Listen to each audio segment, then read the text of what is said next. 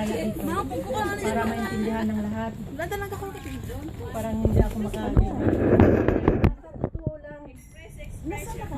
Maraming salamat, lalo na sa ating Panginoon na binigyan ako ng mga mamabait at mga magagandang kaibigan. Lalo na sa membro ng Happy Life.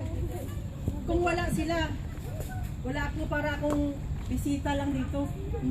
Instead na ako ang host, ako ang nag-celebrate ng birthday, pero ako ang bisita. Kasi pagpunta ko dito, ready na. Wala.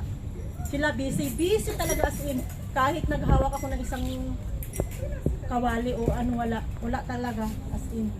So, malaki ang pasalamat ko sa kay Judel, coordinator, kapatid niya, kay Terry, kay Bing. Sa isahin ko to kasi konti lang naman tayo sa membro ng Happy Life.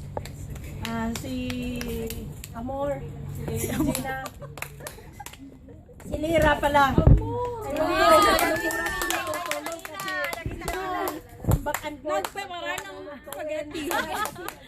Ay, ang kay ko kaya it took 2 hours gago. Sinumpong yung sakit ng ipin ko siguro sa stress, sa sobrang excited, di ko alam. Lalo na yung sinurpresa ako ng amo ko. Kulang na sa ano ah. Sobra. Sabi ko, mamatay na ako. Kahit ako nanginig. Ay, akala ko.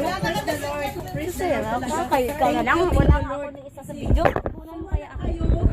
Wala ito. Silaw gani. Hindi ay. Gaga. Ako na lang mag-video. Video na yan. Maraming nakasakay ka sa helicopter. Salamat sa mga kaibigan dito din. How about our sound test? Akala ko kasi inisnab na ako, lalo na kay Pagaya gawa ang udong. Isa tao. Talagang salamat sa inyo kay Jo. Lira. Record ka dito. Record to. Salamat sa bagong mga bisita. Atong nga sa. Ato, ang especially talaga yung gitarist nating mag-asawa na very active. Kaya salamat sa inyo lahat. Praise the Lord. Thank you. At pasalamatan ko rin yung sponsor ko, kung nandito yung sponsor ko, talagang as in na pasalamat. Dalite. At sa pagkakataon na binigyan tayo ng magandang pagkakataon. At salamat din sa mama ni Julie, sa best friend ko, na dumalo talaga dito. Kahit sa kabilang baryo pa siya. Salamat at talagang salamat sa pagdalo. Saka pati pag celebrate